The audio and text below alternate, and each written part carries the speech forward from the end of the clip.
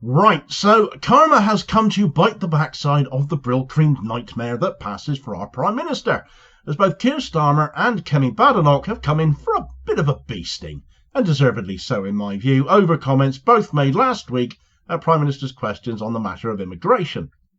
Now, as I covered previously, the pair of them made horrendous, disparaging comments in relation to a family of 6 Palestinians using the Ukraine refugee scheme, calling it wrong. They shouldn't be allowed to do that. This was a loophole that needed to be closed because where 200,000 white Ukrainians seem to be more than welcome, 6 brown-skinned people absolutely are not, and where Kemi Badenoch might be black herself, her narrative was one of white supremacy, and no matter her own skin colour, that shouldn't be a shield for that.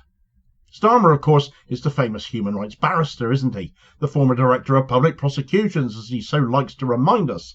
So such a show of what can only be called blatant racism goes doubly worse for him, and all the more so when someone far more credible from a legal standpoint has given him short shrift, calling into question any lawful talent Starmer was ever actually in possession of. Keith getting a dose of karma.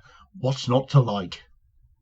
Right, so yes, the voice is coming back. It's not fully 100%, but we're going to push ahead anyway. And this is a story that has sparked a lot of outrage over the last couple of days. It's still knocking on now. A lot of debate, a much needed conversation about racism, hypocrisy, and the UK's treatment of refugees.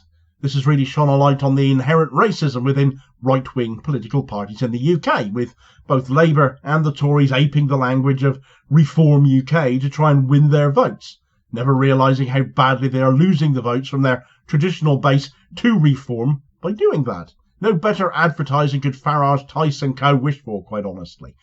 Casting your mind back to last week, though, during Prime Minister's questions, Labour leader Keir Starmer and Tory leader, for now at least, Kemi Badenoch, made comments about Gazan refugees that were just plain racist. White people welcome in the tens of thousands, but even a handful of brown-skinned people, definitely not. And this has been picked up on by one of the UK's most senior judges.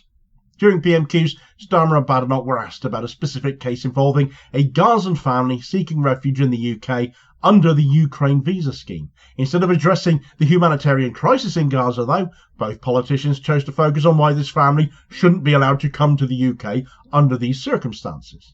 Starmer questioned the legality of their application, while Badenoch suggested it was an abuse of the system. With both Starmer and Badenoch having been vocal supporters of the UK's generous response to Ukrainian refugees, though, and with the genocide in Gaza having played out before all of our eyes across social media as it has, sympathy for the people of Palestine is just as high with those caught up in conflict between Ukraine and Russia. In fact, over 200,000 Ukrainians, predominantly white and 45% of whom are blonde, have been welcomed into the UK with open arms. So the optics of the disparaging language used with regard to the people of Gaza was appalling to a great many people, to say the least. Now enter the judge, England and Wales's top judge, in fact, Lady Chief Justice Baroness Sue Carr, who didn't hold back in condemning these comments. England and Wales's most senior judge has written to Keir Starmer about an unacceptable exchange with Kemi Badenoch at Prime Minister's questions, saying she was deeply troubled by the discussion on the case of a Palestinian family's right to live in the UK.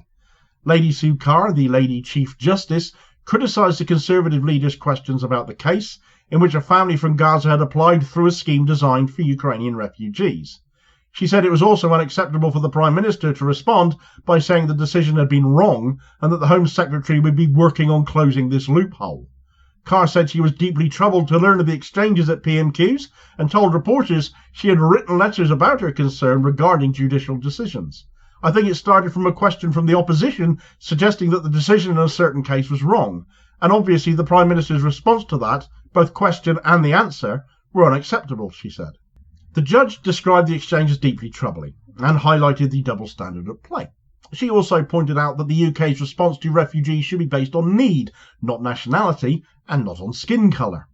The judge's words, therefore, are pretty damning, no matter how polite her response may have been and the language she chose to use, because you have to consider here that Keir Starmer is himself a former human rights lawyer, therefore supposedly he once fought for justice and equality. But as I've opined in the past, his human rights record is now one of, in my view, being in it for the money and not out of any actual belief in the human rights he once allegedly stood up to defend. For him to end up questioning the legitimacy of a Gazan family's plea for safety and an entitlement to, given they already had family living here ought to be a shocking fall from grace for him. But given how disliked he widely is already, he can't really fall a great deal further. And others weighing in on this response from England and Wales's top judge weren't necessarily as polite as she was. Cue Twitter. Writer and co-director of the pro-Palestinian think tank Al-Shabaka, Dr. Yara Hawari, said, Palestinians are teaching people around the world how their own political systems are rotten and broken. Couldn't agree more. More and more people are waking up to the fact, helped in no uncertain terms by blatant displays of racism, as we saw at P&Qs. Teacher Firaha Asani said, imagine having practiced as a human rights lawyer, and the top person in your former sector has to call you out like this. Surely this should call for some introspection. You would think, wouldn't you?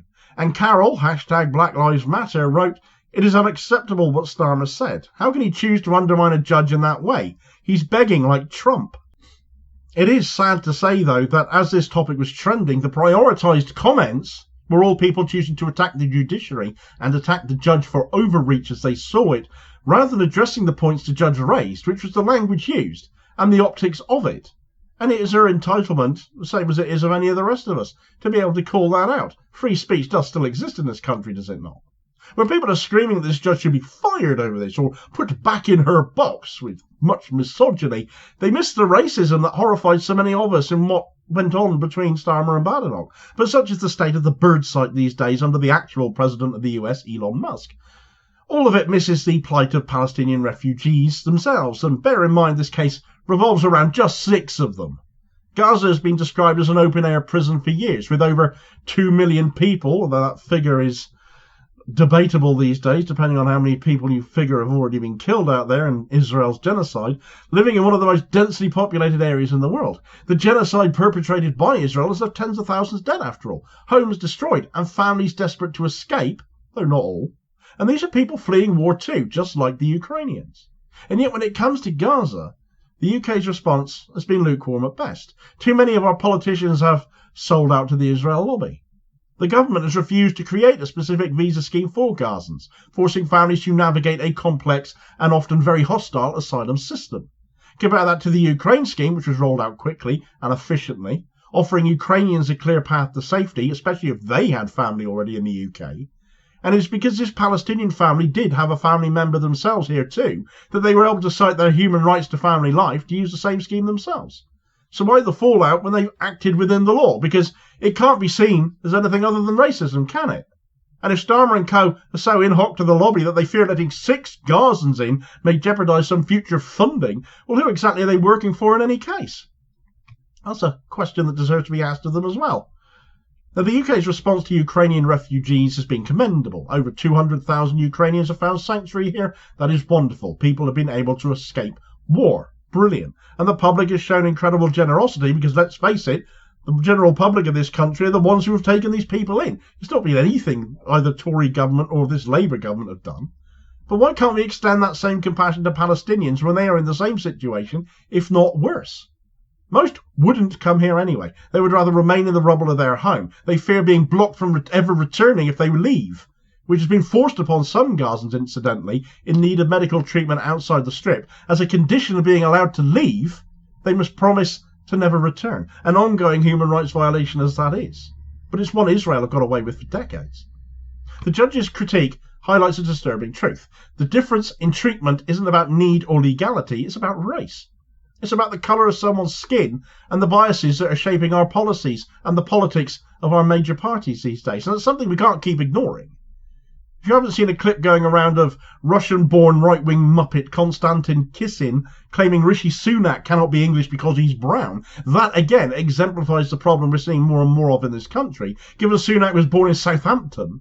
And there is a world of difference between ethnicity and race, therefore, and Kisin would do well to reflect on that, as with some of our politicians.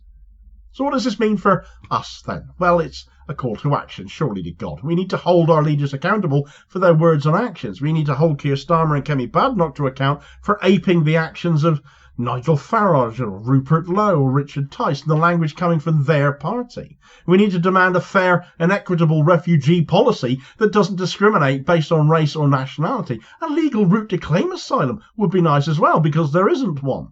And we need to have honest conversations about the biases that are shaping our world.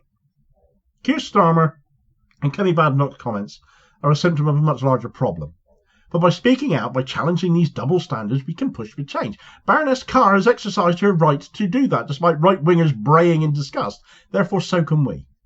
Meanwhile, further hoo-ha has erupted, following another visit to his dressing-up box, as Keir Starmer now talks, of course, about putting boots on the ground in Ukraine while he puts on his fatigues. Not that he would go on the front line, of course. It would be other people. Ordinary working-class people, preferably, coming to the rescue of white people being oppressed, despite continuing to arm white people in the Middle East, who happen to be doing the oppressing, as we're seeing with Israel and Gaza.